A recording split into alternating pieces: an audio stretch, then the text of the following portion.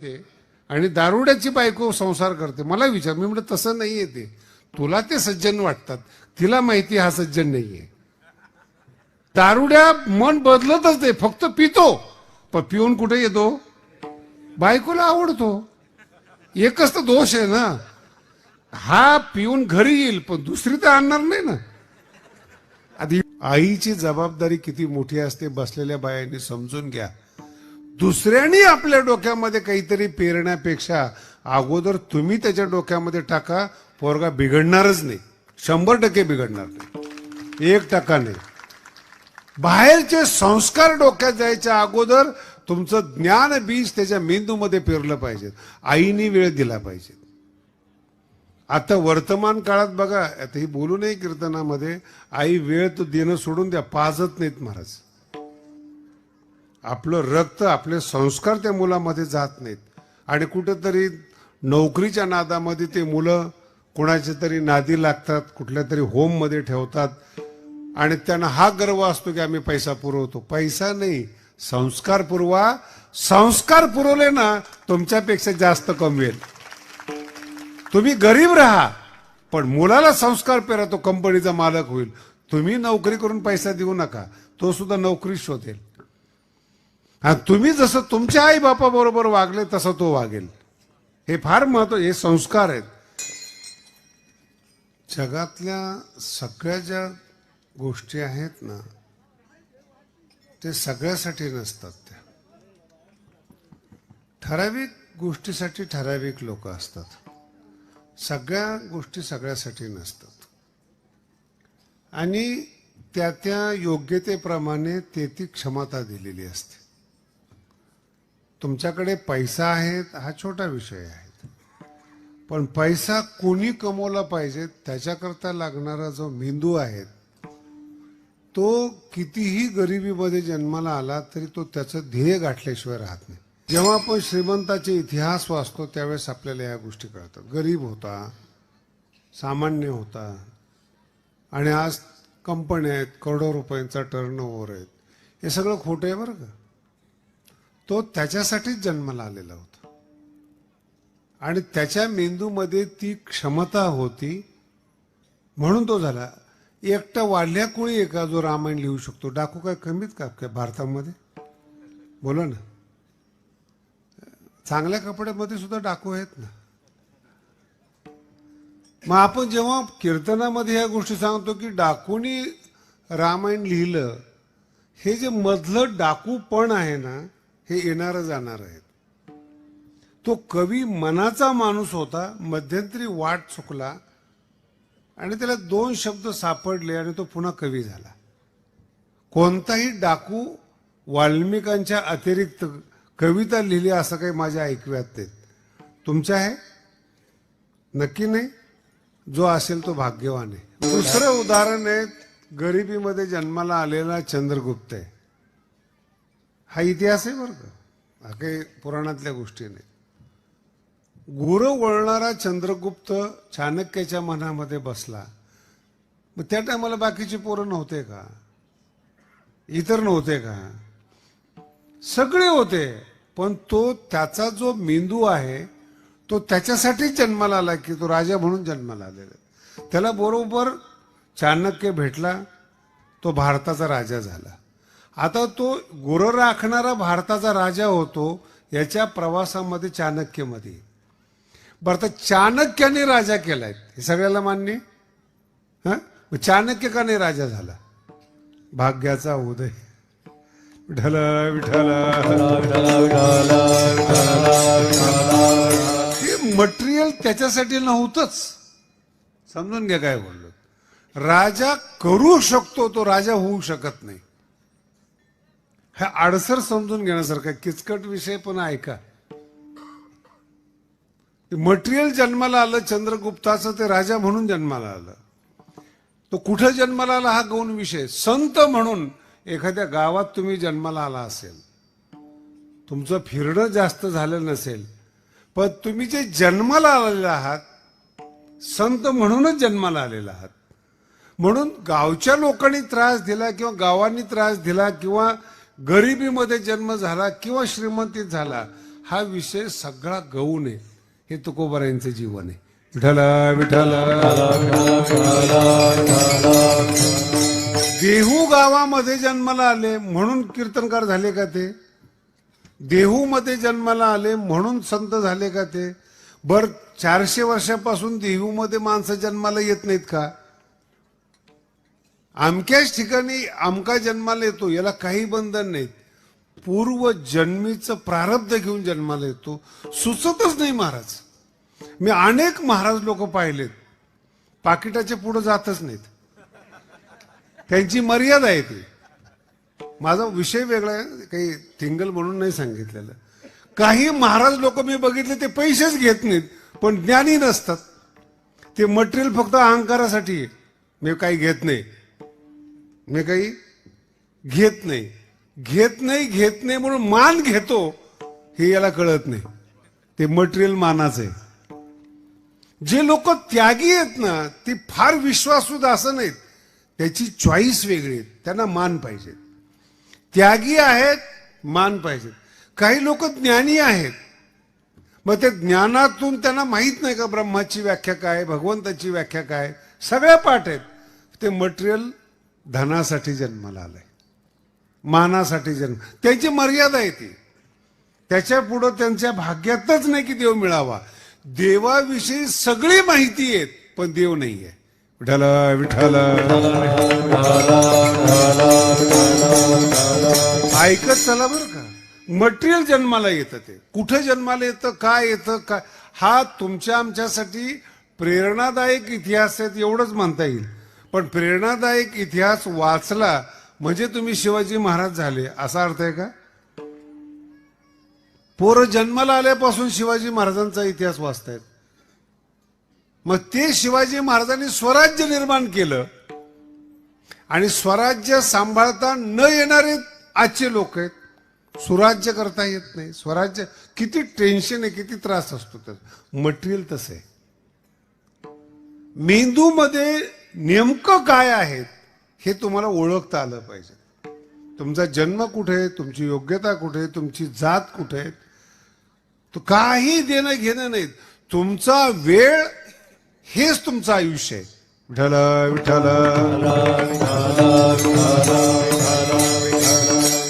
हळूहळू अर्थ कळतील बरं का.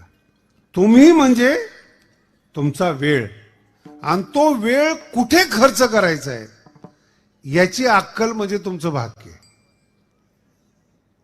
सगळे तरुण पोरं मोबाईल मध्ये आहेत. मग आता कलेक्टर होत नाहीत का? ते का नाही मोबाईल वापरत? मटेरियल वेगळे. फार सुंदर विषय हा. मटेरियल वेगळं जन्माला आलेलं. ज्याला काही करायचंच नाही, नुसतंच नावं ठेवायचे, कशामध्ये व्यस्त असतो. आमच्या परमार्थामध्ये ज्ञानेश्वरी आणि गाथा पाठ केलेले महाराज लोक आहेत. मला जर कधी कधी अभंग नाही सुचवलं तर मी फोन करतो, अभंग कुठे, ते सरळ सांगतात. मराठी नाही कळली ना मला, पाठ नाही तो अभंग ते सांगतात. इतका पाठ आहे पण अर्थ येत नाही. त्यांना विचारलं याचा, ते तसलं माहित नाही आम्हाला. पाठ आहे ना, आम्ही तुझ्यापेक्षा श्रेष्ठ आहेत, श्रेष्ठ आहेत. अर्थ नाही कळत ना. पाठांतर आहे, त्याग आहे. मटेरियल साधूसाठी जन्मालाच आलेलं नाही. आणि एखादा अडाणी माणूस आहे पण मेंदू सुपीक आहे, तो इतका पुढे जातो की सगळे शिकलेले लोक त्याच्या हाताखाली काम करतात.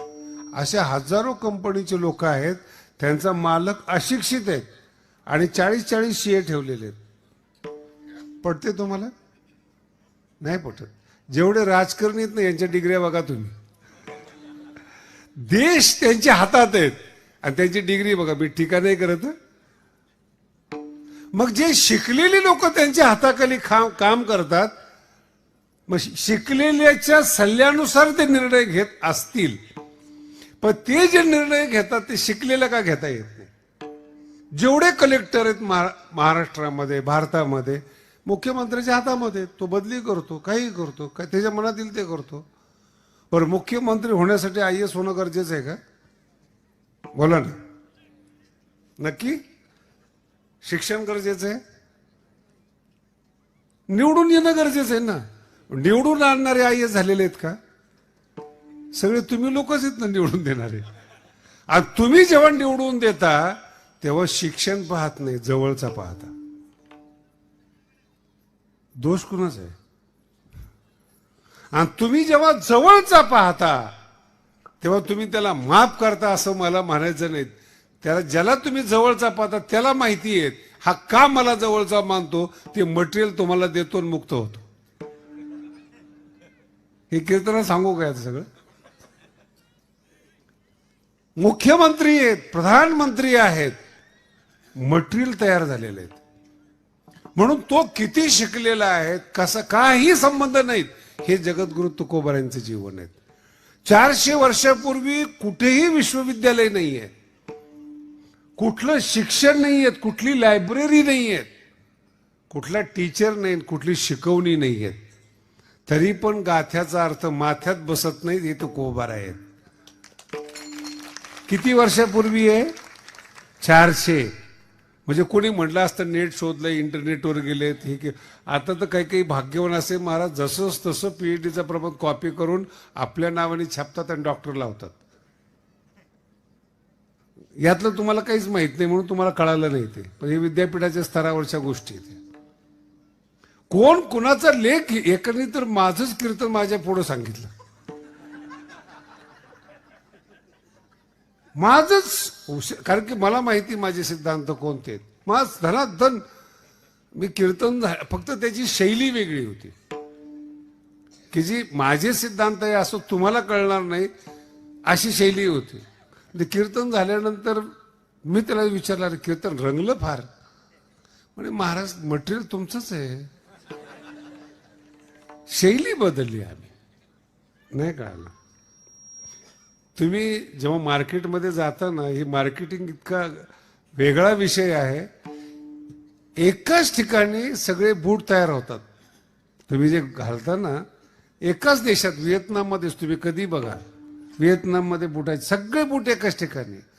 तुमच्या डोक्यात मार्केटिंग कशी भरलेली, हा अमक्या कंपनीचा बूट आहे, तो तमक्या कंपनी. हे कंपनीवाले काय करतात, तिथंच बूट बनवतात आणि आपला शिक्का टाकतात. मॅन्युफॅक्चरिंग एकाच ठिकाणी, शिक्का वेगळ्या वेगळ्या आहेत. पण शिक्का वेगळ्या वेगळ्या आहेत, तुमच्या डोक्यामध्ये लगेच बसत आहे किंमत इतकी, मटेरियल एकच आहे. काही काही भाग्यवान कीर्तनकार आहेत, अभंग बदलतात पण विषय तोच आहे. मटेरियल एकच आहे, कारण ते मटेरियल त्याच्यासाठीच तयार झाले. विठाला विठाला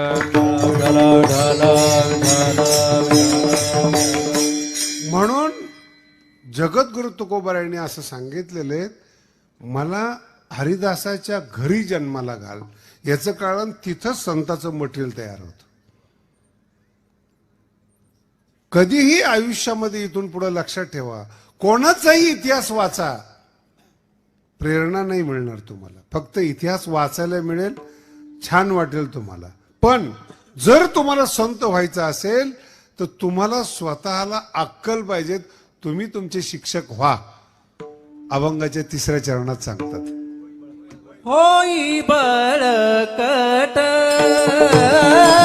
होई बळकट, होई बळकट, होई बळकट, होई बळकट, होई बळकट, होई बळकट, होई बळकट. माझ्या मना रे तू धीट, माझ्या मना रे तू धीट. एथोनिया नुठवू माथा, नुठवू माथा, माझ्या मना रे तू धीट, माझ्या मना रे तू धीट. धोनिया लुटवू माथा, धोनिया लुटवू माथा. हा अभंगाचा मुख्य विषय बरं का. होई बळकट हे टीचिंग आहे, हे स्वतःला शिकवणं आहे. जेव्हा कोणी तुम्ही मोठ्या माणसाचा इतिहास वाचताना त्याला हे विचारा, तुम्ही जेवढे जगातले श्रेष्ठ माणसं आहेत त्यांचा इतिहास वाचा, ते पहिल्यांदा आपल्या आईचे आभार मानतात. पहिल्यांदा तुम्ही कोणाचा इतिहास वाचा, काय आवडतं, आई आवडते.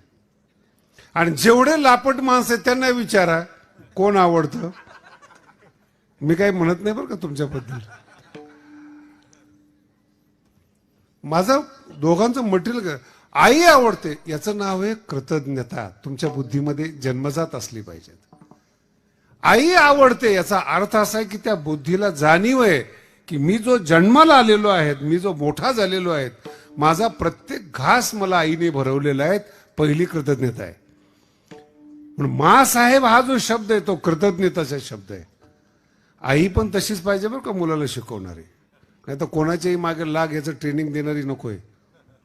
काही कर अशी ट्रेनिंग दिली शिवाजी महाराजांना. ट्रेनिंग आहे, काय केलं पाहिजे. स्वराज्य म्हणजे काय, राजकारण म्हणजे काय, याची गुरु स्वतः आई आहे. विठाला विठाला हे बी पेरणारी आई आहे. म्हणून जगद्गुरु तुकोबार आहेत ना, मदारलसेला फार किंमत देतात. संत होतात ना, त्यांच्या आयांचा अभ्यास करा, त्या संत असतात म्हणून संताला जन्म घालतात. राजाच्या घरात जन्माला आलेले पोरं येते. मदालसाही राजकन्या आहे, माझा शब्द लक्षात ठेवा, राजकन्या आहेत. पण ऋषीच्या सानिध्यामध्ये तिला तत्वज्ञान मिळालं आणि मुलगा पाळण्यामध्ये तिला जगाचा व्यवहार शिकवते. अशी आई असावी. 3 मुलं संत झाले मदालसीचे आणि 4थ्या मुलाला आडवं आलं. राजा म्हटला, रे बाई 3 तर पाठवलेस तू, 1 तर राहू दे राज करायला. आणि त्याला व्यवहार शिकवला मदालसीने. गुरु कोण आहे? आईची जबाबदारी किती मोठी असते बसलेल्या बायांनी समजून घ्या. दुसऱ्यांनी आपल्या डोक्यामध्ये काहीतरी पेरण्यापेक्षा अगोदर तुम्ही त्याच्या डोक्यामध्ये टाका. पोरगा बिघडणारच नाही, 100% बिघडणार नाही, 1% नाही.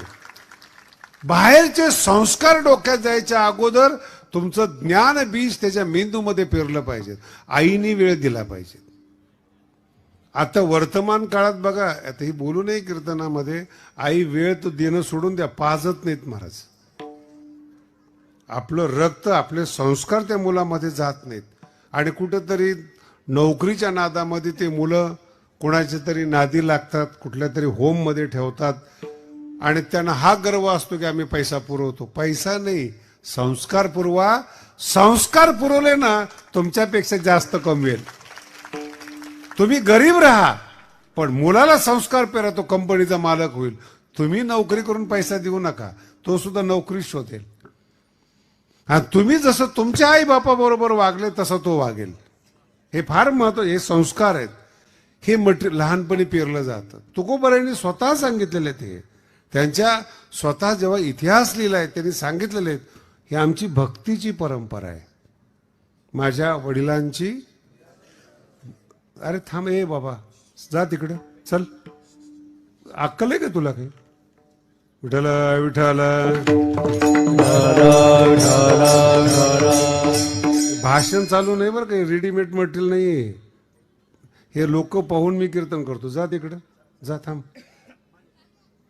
जा जा जा. विठाला विठाला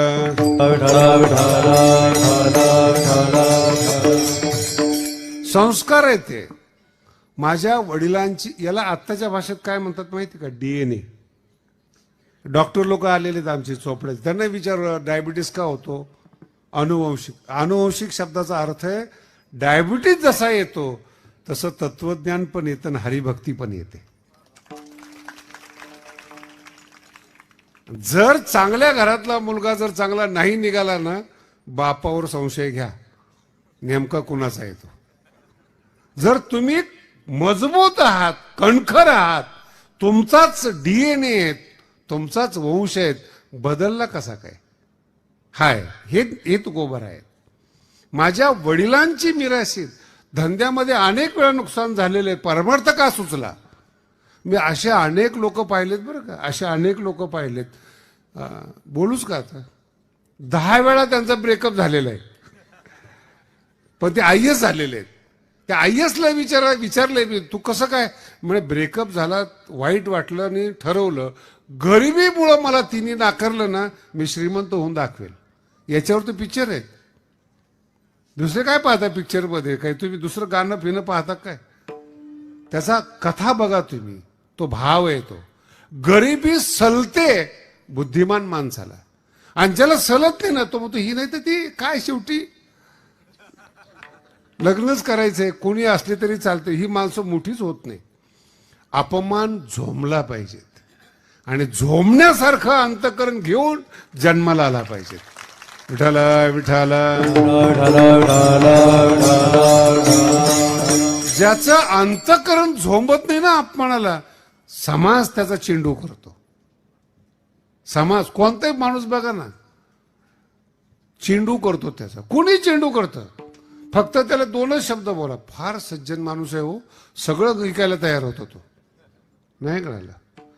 फार सज्जन आहे हो, याला सरपंच करा, 2-4 एकर इकलीच. सज्जन माणसाला काहीच करता येत नाही, इकल्याशिवाय आणणार पैसा कुठून तू? आणि 10 एकर सरपंचीच्या नादामध्ये गेली, मानाच्या नादामध्ये गेली, मग ते आमच्याकडे येतात, महाराज गावले बेकार आहे. मग कोणाचा सरपंच झाला होतास? बेकार गावाचा सरपंच. कोणी ज्या वेळेस तुला सरपंच केलं तेव्हा गाव चांगलं वाटलं, आणि तुझी जमीन विकल्यानंतर मग अक्कल आली.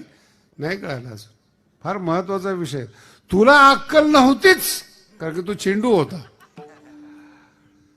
सॉफ्ट. आमच्या इथं 2-4 लोक आहेत महाराज. एका उद्योगपतीला नादी लावलं आमदारकीला, त्याची घरात सुद्धा नीट ओळख नाही हो, किती नातेवाईक आहेत म्हणून. तो उद्योगपती ना, त्याच्या धंद्यामध्ये गेला, आणि तो जेव्हा मला आणला, मला महाराज मला आमदारकीला उभं राहायचं म्हणे. मी म्हणलं महाराज तुम्ही कुठं ओळख नाही पाळख नाही. नाही, कार्यकर्त्यांची इच्छा आहे. काय शब्द आहे? नाही, याचं कार्य झालं म्हणून समजा. तर मी त्याला काहीतरी सांगणार, तितक्यात एक जण माझ्या पुढे आला, म्हणे महाराज आम्हाला बोलायचंय. म्हटलं बोल. तुम्ही ह्या शहाणं करू नका, आम्ही येडं केलेले. मराठी कळाली? कार्यकर्ते काय म्हणतात? आम्ही याला, तुम्ही शहाणं करू नका, आमच्या पोटावर पाय देऊ नका. म्हणजे मला नाही कळालंय, खरंच कळत नाही ना, काही काही गोष्टी नाही कळत आपल्याला, क्षेत्र वेगळं आहे. मी म्हणून मला नाही कळालं. म्हणजे याला आम्ही नादी लावलेले आहेत. आमचा 1.5 महिना गाड्या, पेट्रोल, सगळी व्यवस्था होती म्हणे आमची. तुम्ही शांत राहा. अरे म्हणे पण तो निवडून येणार नाही, मग त्याला अक्कल नाही का म्हणे? आपण निवडून येणार, त्याला अक्कल नाही का म्हणे? म्हणे तुम्ही भ्रमात टाकलं, मग टाकू दे ना म्हणे. आमच्या गरीबावर उपकार करा, कार्यकर्ते म्हणतात. तुम्हाला मराठी नाही कळत. कोण शहाणा आहे? उभं राहणारा का उभं करणारा? बोला ना. जेवढे बोलतात तेवढ्याला पटते का? तुमच्यातलं कोणी उभं नाही राहिलं ना. उभं करणारा, एवढं कळलं ना तुम्हाला, तुमचं आयुष्य सुधारलं महाराज. विठाला विठाला. फुगवतो कोण? फुगवतो. एक जण माझ्याकडे आला, मला म्हणे शास्त्रीजी तुमचं कीर्तनच पाहिजे. म्हणलं नाही वा. नाही, गाव आहे ना उपोषणाला बसणार आहे. म्हणलं बसू दे, काय परिणाम होणार आहे? नाही, तुम्हाला काय पाहिजे ते सांगा. 2रा टप्पा, 3रा टप्पा, तर पुढचा किती पाहिजे ते बोला. काय म्हणतो तो? हे जे स्टेप्स कशाबद्दल, मी कशात अडकतो हा समोरचा चेक करतोय, हे मला अक्कल आली पाहिजे. मला काय, मी पैशात अडकतो का, मानात अडकतो का, कशात अडकतो, त्याला तारीख घेण्याशी मतलब आहे. माझा शब्द लक्षात ठेवा, तारीख घेण्याशी मतलब आहे. तारीख घेतली की तो गावात जाऊन सांगणार आपण होतो म्हणून जमलो. हेच व्यवहार आहेत, हेच जीवन आहेत, ह्याच्यापेक्षा दुसरं जीवन नाही. हा माझा दृष्टांत दिलाय, तुमचा दृष्टांत वेगळा आहे. साहेब तुम्ही तर कर्णाची वंशज आहात, अवलाद नाही म्हणत. त्यांनी घरातले पैसे काढलेच. अहो ही अव्यावहारिकपणा संतपणा नाहीये. पुन्हा एका अव्यावहारिकपणा संतपणा नाही, हा शुद्ध बावळटपणा आहे. तुकोबारायला विचार व्यावहारिकपणा काय. जोडोनिया धन हे प्रमाण तुमच्या पाठ आहे पण अर्थ नाही माहिती मला. जोडोनिया धन तुम्हाला कळतं का या शब्दाचा अर्थ. जोडोनिया धन जोडणं तुमचे काम आहेत काय. तुकोबाराय कळले का तुम्हाला. म्हणायला जबरदस्त आहे. जोडोनिया धन उत्तम. अरे उत्तम व्यवहार समजतो का तुला. धन जोडणं हे पुरुषार्थी लोकांचं काम आहे, ऐऱ्या गेऱ्याचं काम नाही. धनाची निंदा करता येईल, धनावर नावं ठेवता येईल, पण धन कमावणं एवढं सोपं नाहीये. धन जोडणं त्याच्यापेक्षा अवघड आहे. विठ्ठला विठ्ठला. आता पुढचा टप्पा अजून वेगळा आहे. ज्याने धन जोडले त्याला भोगता येतं का नाही हा दुसराच विषय आहे. पुन्हा हा जोडण्यामध्ये जन्म गेला आणि त्याचे घरचे लोक सगळे उडवून तयार आणि पुन्हा म्हणायला तयार. जर बाप म्हणला ना रे फार कष्टाने पैसा कमवलाय, मग कोणाकरता कमवलाय. आम्ही उडवायचं नाही तर कोणी उडवायचं, ते बाप गप्प बसते. ते आणि ज्यांनी कमवलंय त्यालाच टोम नाही. जर तुम्ही कमवलंय कोणासाठी, आमच्यासाठी नाही, घेऊ दे ना मग आम्हाला. गप बसण्याशिवाय. म्हणून धन जोडणं हे तुकोबाराय शिकवतात. हे कोणाचंही काम नाही आहे. गरिबी सल्ली तर धन जोडता येईल. विठ्ठला विठ्ठला. परमार्थामध्ये तुम्हाला काही ग्रंथ शिकलात तुम्ही ज्याच्यामध्ये देवाचं वर्णन आलेलं आहे, ज्याच्यामध्ये भक्तीचं वर्णन आहे, ज्याच्यामध्ये ज्ञानाचं वर्णन आलेलं आहे, तुमचं पाठ आहे, तुम्ही तशी वागू शकत नाही. त्याला नाईलाज आहेत. आपल्या इथं रामायण झालेलं, मी माझ्या टेक्निकने रामायण सांगतो. रामायणामध्ये 3 पात्र आहेत. एक रावणाचं पात्र आहे, हनुमंताचं पात्र आहे आणि दुसरं रामचंद्र प्रभूचं लक्ष्मणाचं पात्र. 3 पात्राची आपण समीक्षा करू. मला सांगा लक्ष्मण, हनुमंत आणि रावण याच्यात जास्त शिकलेला कोण आहे. तुम्ही का टेन्शन आलंय का. जास्त शिकलेला दशग्रंथी ना तो. त्याने केलेले श्लोक आतापर्यंत बनवताना कोण आहेत सगळ्यात जास्त शिकलेला. रावण. आणि आदिवासीमध्ये जन्माला आलेले हनुमंतराय आहेत. पूजा कुणाची होती आज. बिना हनुमंताचं एक पण मंदिर नाहीत. बिना रामाचं गाव आहे पण बिना हनुमंताचं गाव. आणि सगळे जेवढे माझ्या समोर बसलेले आहेत हे सगळेचे सगळे हनुमंताकडे जाऊन लग्न करतो म्हणून सांगून आलेले आहेत. एक दशग्रंथी आहेत, उत्तम श्लोक लिहिलेले आहेत, भाष्य लिहिलेले आहेत, त्याचं नाव आहे रावण भाष्य. पूजा नाही होत. आणि ज्याला कुठले संस्कार नाही आहेत, कुठलंच नाव नाही आहेत, ते हनुमंतराय. काही लोक आदिवासी मानतात, काही लोक वानर मानतात, जे काही असेल ते. तुम्हाला मानण्यावर काय आमचं बंधन नाही, पण पूजा त्याची होते, हनुमंताची. आणि विशेष असं आहे की देवाला न मानणारा सुद्धा लग्नाच्या दिवशी हनुमंताकडे जातो. बरोबर आहे का. पूजा करतो. ही हनुमंताची काय विशेषता आहेत. मटेरियल वेगळे आहेत महाराज, जन्म वेगळा आहे, जन्म वेगळा आहे. आणि तो जन्म असा झालेला आहे तो संसार करू शकत नाही आणि रावण संसार सोडू शकत नाही. ज्ञानी आहे, विद्वान आहे, तत्वज्ञान आहेत, मेंदू वेगळा चालतो. मी असे बरेच लोक एक जण गडावर आला, जंगल आहे गडावर, संत आहेत, संन्यासी आहेत. आता ते संतांनी संताशी चर्चा करताना ओवीची करावी, सिद्धांताची करावी, त्या आपापल्या विषयातली करावी ना. तू येऊन त्याला इतका आमचा भगवानकडे आवडला, मला म्हणे शास्त्रीजी तुम्हाला एक सांगतो म्हणे. सांग. निसर्ग उपचार काढा म्हणे. इथं कोण माणूस आहे. संन्यासी, मुलं बाळा नाहीत. आणि मला काय सांगतो भगवानगडावर निसर्ग उपचार केंद्र काढा. म्हणलं समजा काढलं, पैसे लय येतील. कोण आहे हा माणूस. संन्यासी. तो मला काय शिकवतो त्याच्याप्रमाणे. इथं निसर्ग उपचार काढा, पैसा मिळेल. मी काही बोललो नाही त्याला. कारण की अशा लोकांना बोलून काही होत नाही. तुम्ही तुमचे शिक्षक व्हा. समोरचा चुकीचा आहे होई बळकट, हा अभंग आहे. तुम्ही तुमच्या मनाला पहिल्यांदा शिकवा. तुम्ही मनाचे टीचर व्हा. आपल्याला हे करायचंच आहे. 1000 मार्ग भेटतात, 1000 लोक भेटतात, आणि जे नकोय त्याचं ऐकू नका. विठाला विठाला कळणं अवघड आहे पण चांगलं आहे. जे नकोय तुम्हाला, तो विषय किती गोड असेल, ऐकू नका. रस्ता भटकवताल. मी पहिला एक दृष्टांत फार सांगत होतो, फार सुंदर दृष्टांत आहेत, पुन्हा रिपीट करून सांगतो. नारदाला दया आली आणि भगवंताकडे गेला. म्हणे 6 लोक एवढी तपश्चर्या करतात देवा, आणि तू त्यांना भेट देत नाहीत. नारद भगवंत म्हणले मी ते भेटण्यासाठी तयार आहे, सांग फक्त, चल माझ्या बरोबर.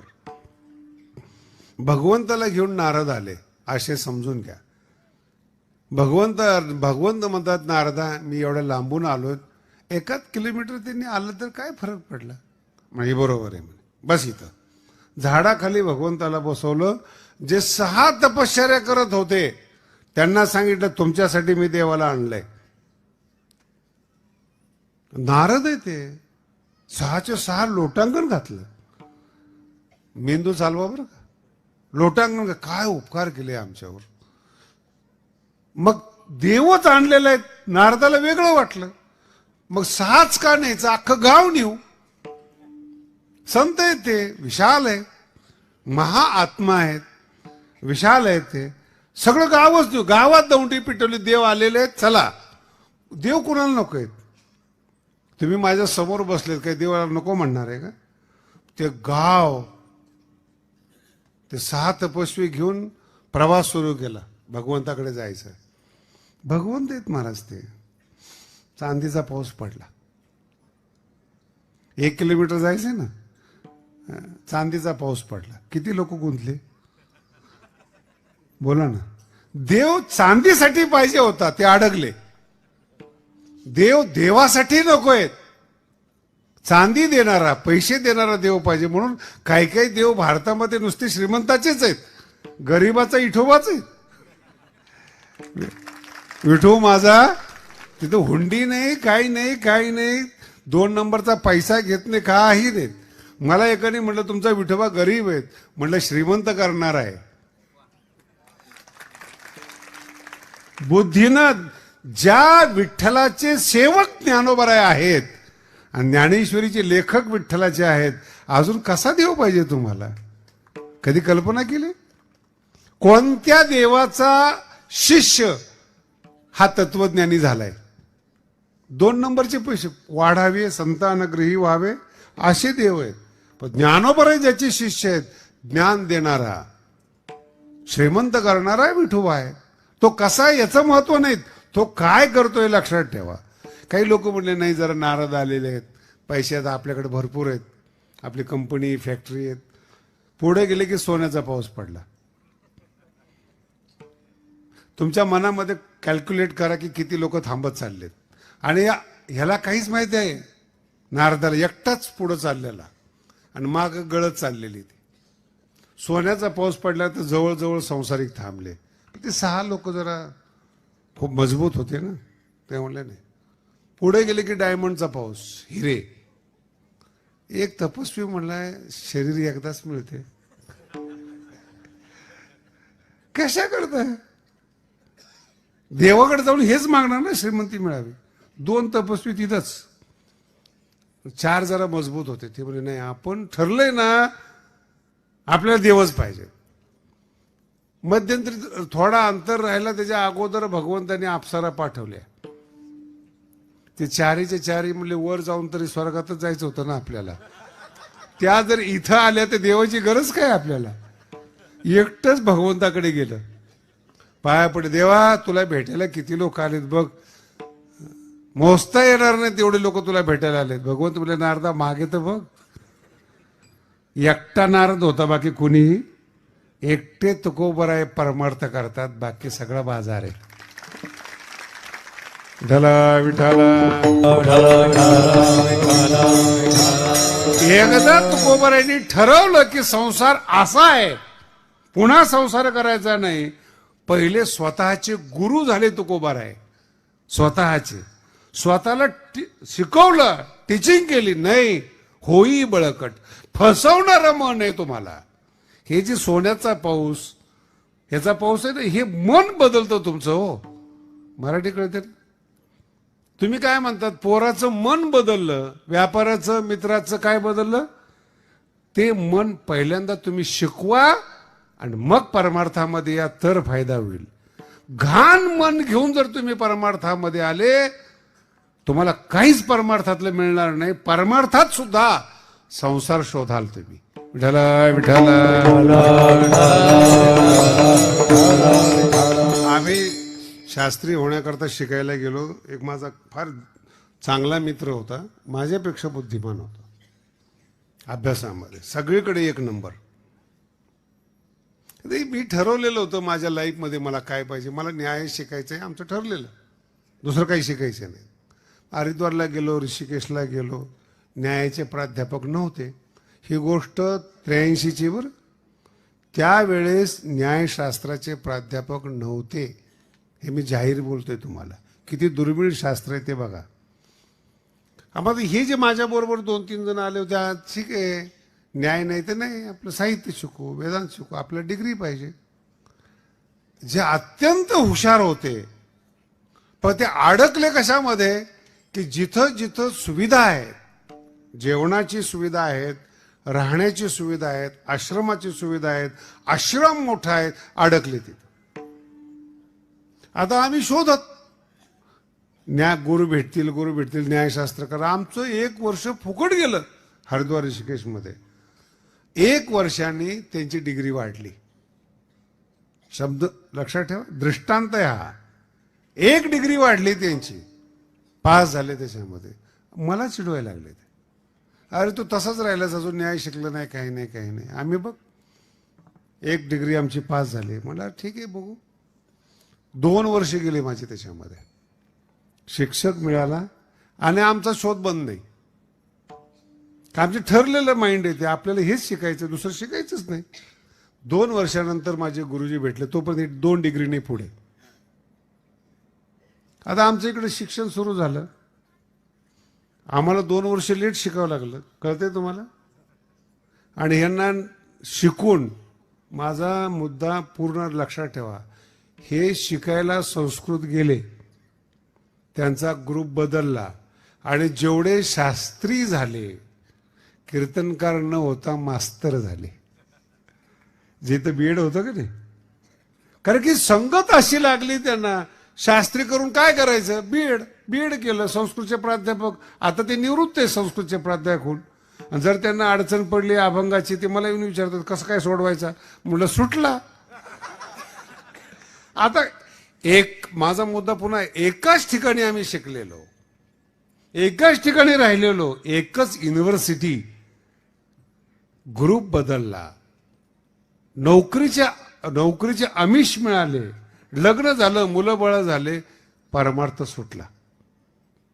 म्हणून एकच शिक्षण आहे, एकच परमार्थ आहेत, एकच विठोबा आहेत. संत कोणी कोणी होत असतं. विठला विठला. वारकरी सगळेच आहेत, वारकरी सगळेच आहेत, वारी करणारे सगळेच आहेत, संत होणारा एखादा आहे. आणि हे वाक्य 2000-5000 वर्षापूर्वीचे वाक्य गीतेचे. अस्तेच्या महापुरी रिगताती कोटीवरी प्राप्तीची पैलतिरी. एखादा माणूस सक्सेस होतो त्यात ते तुकोबार आहेत. मग का सक्सेस झाले तुकोबार आहे, स्वतःचे पहिले शिक्षक झाले. म्हणा आमिषात पडू नकोस, कशातच जाऊ नको, काय काय करीतो या म्हणा स्वतःच्या म्हणून कधीही आयुष्यात इथून पुढे लक्षात ठेवा, ज्ञानेश्वरी ऐका, गाथा ऐका, पण स्वतःचे पहिले शिक्षक व्हा. स्वतःच्या मनाला ट्रेन करा. स्वतःचं मन ट्रेन केलं तर ज्ञानेश्वरीचा आणि गाथ्याचा उपयोग आहे. आणि जर मन ट्रेन नाही केलं तर ज्ञान येईल, पैसा येईल, फायदा काहीच नाही, रावणाप्रमाणे. श्रीमंत आहे, सोन्याच्या घरात राहणार आहेत. पुन्हा सांगतोय, श्रीमंत आहे, सत्ताधारी आहे, सोन्याच्या घरात राहणार आहेत. पूजनीय नाही, पूजनीय हनुमंतराय, जंगलातले हनुमंतराय पृथ्वीवर प्रसिद्ध झाले. आणि दशग्रंथी सोन्याच्या घरात राहणारा विलन ठरला. विठला विठला.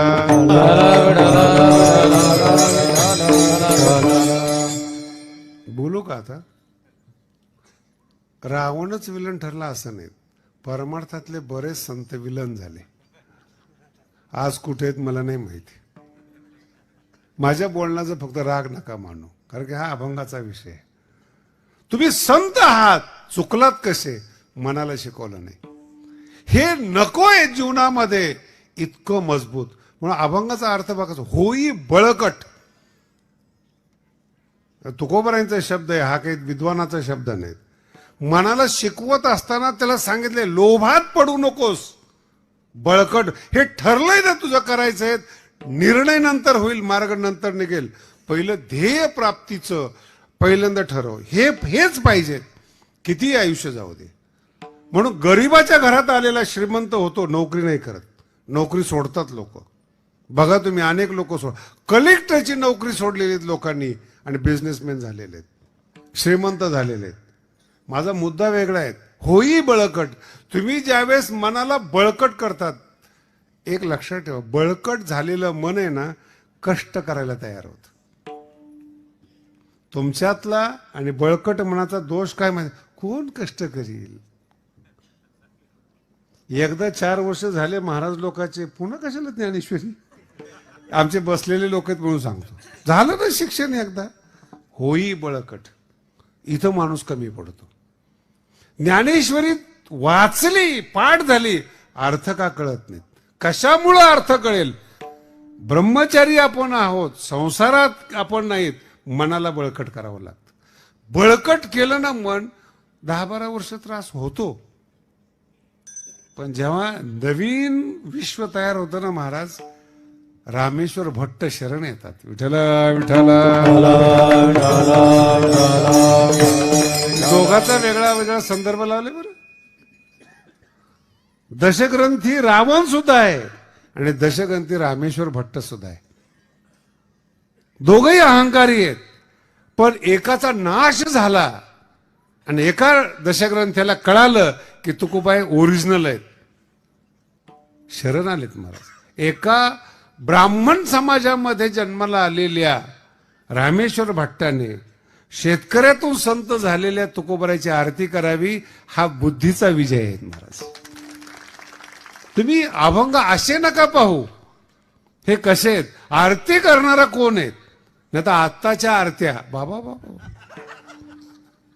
कोणाची आरती होईल आणि कोणता देव कधी जन्माला येईल मला अजून सुद्धा ताळमेळ लागत नाही. बघा, काही काही गावामध्ये बघितलं, गावदेवीची आरती, नसलेल्या देवाची आरती. मी विचारले कुठली आरती? नाही महाराज तुमचा विषय नाही हा. म्हणलं बरं झालं हे तरी मला समजवलं. माझा विषय, दोन्ही दशग्रंथी आहेत. एकाला कळालं हे संत आहेत. दशग्रंथी ज्ञानीपणाचा अहंकार सोडला आणि तुकोबरायांची आरती केली. तुकिता तुलनेसी ब्रह्म तुकासिया, तुकिता तुलनेसी ब्रह्म तुकासिया, तुकिता तुलनेसी ब्रह्म तुकासिया, तुकिता तुलनेसी ब्रह्म तुकासिया. म्हणून रामेश्वरे चरणी मस्तक ठेविले, म्हणून रामेश्वरे चरणी मस्तक ठेविले. आरती तुकारामा स्वामी सद्गुरु धामा, सच्चिदानंद मूर्ती पाय दाखव्या. आरती तुकारामा स्वामी सद्गुरु धामा, सच्चिदानंद मूर्ती पाय दाखव्या. म्हणून मनोनी रामेश्वरे. मला खूप वेगळं बोलायचंय बरं का. आरती केली हे नाही सांगत मी तुम्हाला, वेगळं बोलायचं. मला एक सांगा, त्या काळामध्ये काशीतले विद्वान नव्हते का? महाराष्ट्रात विद्वान नव्हते का? मग 400 वर्षामध्ये जसे जगद्गुरु तुकोबराय अजरामर झाले तसेच रामेश्वर भट्ट झाले, कारण की साधूची संगत मिळाली. आरती कोणाची आहे? तुकोबरायांची. आरती करणारे मग विद्वान आहात पण साधूची संगत नाही. विद्यार्थी मिळतील, शिष्य नाही मिळणार. फरक येतो का लक्षात? विद्यार्थी मिळतील, शिष्य. रामेश्वर भट्ट शिष्य झाले तुकोबरायांचे, अजरामर झाले महाराज. 400 वर्षात एकाहीचंही नाव नाहीये. 400 वर्षात कमी विद्वान झाले? कमी लोक विद्वान आजही काही कमी लोक विद्वान आहेत का? पण संत संगती नसल्यामुळे, सद्गुण नसल्यामुळे पोटापुरते विद्वान आहेत. श्रीमंत होण्यासाठी बुद्धी चालते, पण अनुभवासाठी, संतासाठी बुद्धी चालत नाही. हे रामेश्वर भट्ट आहेत. आणि हे तुलना सुद्धा महत्वाची बरं का. अशी कशी आरती नाही आहेत. ब्रह्माची आणि तुकोबरायची तुलना केली तर असा अर्थ आहे. तुकिता, तोडलं गेलं तर, तुलनेसी. ब्रह्म तुकाशी आले. ब्रह्म स्वतःहून तुकोबरायकडे आलं. तुकोबराय ब्रह्माकडे गेले नाहीत. हे समजायला, बोलायला, अनुभवाला यायला सुद्धा अक्कल लागते. नाही तर कशी आहे आरती? मी कीर्तनात सांगून एखाद्याचा आपण पुन्हा केस व्हायची. महाराज आमचा अपमान झाला, आमच्या भावना दुखवल्या, हे असलं. माझा काय शब्द आहे? ब्रह्म तुकाशी आले म्हणून, हा शब्द विसरू नका. दशग्रंथी ब्राह्मण रामेश्वर भट्ट म्हणतात, मी पाया पडतो. मला प्रश्न विचारणारे लोक की तुम्ही का पाया पडले? म्हणून ब्रह्म तुकाशी आले म्हणून रामेश्वरे चरणी मस्तक ठेविले. याला म्हणतात मटेरियल. विठला विठाला. दुर्लक्ष करू नका या बोलण्याकडे. रामेश्वर भट्टाने पण आपल्या मनाला शिकवलं. आता याच्यातलाच अजून एक टप्पा सांगतो तुम्हाला. श्रीमंताच्या घरात जन्माला आलेली कैकई देखणी. नामदेव महाराजांनी तिच्या देखणेपणाचं वर्णन करावं बरं का. सुंदरपणाचा, सुंदरता हे भांडवल आहे स्त्रियांचं, आणि त्याचा अभिमान कैकईला होता. आणि सद्बुद्धी आहे. राम ज्यावेळेस राजा होणार आहे बातमी कळल्यानंतर आपल्या गळ्यातली मोत्याची माळ तिने मंथराला दिली. होई बळकट सांगतोय बरं का. आपल्या गळ्यातली माळ मंथरेला दिली. मंत्रीने फेकून दिली ती. माळ नकोय म्हणे. माझा मन सांगतोय बरं का, मनाकडे लक्ष द्या. जी बाई राम राजा होणार आहेत याचा आनंद झाला, त्याचं मन मंत्रीने बदलवलं. मी तुमच्यासाठी बोलतोय. म्हणून काही काही बाया आम्हाला येऊन सांगतात, माझा पोरगा फार चांगला आहे हो, पण ती जी भेटली तिने माझ्या पोराचं काय खराब केलं एवढं कळलं तरी कीर्तन सफल झालं हो. हे बाईवर दोष देत नाही बरं का. मित्र आहेत दारू पाजणारे. मगाशी सांगितलं तुम्हाला असे कार्यकर्ते आहेत खड्ड्यात घालणारे. तुम्ही जरा तुमचा जीवनाचा अभ्यास करा. किती संत तुमच्या जीवनात फिरतात ते बघा. किती चांगले लोक तुमच्या जीवनात. तुम्ही का मोठे नाहीत? सराउंडिंग मोठं नाही. आणि जर सराउंडिंग मोठं आहे मग तुम्ही का मन कमकुवत आहेत, रिस्क घेत नाही. आमच्या बरोबर आता बरेचसे विद्यार्थी येतात आमच्या गडावर शिकतात, न्याय नाही शिकत. महाराष्ट्रात एकच न्यायाचारी आहे, त्याचं कारण शिकतच नाहीत. ते मग काय एवढं खटफट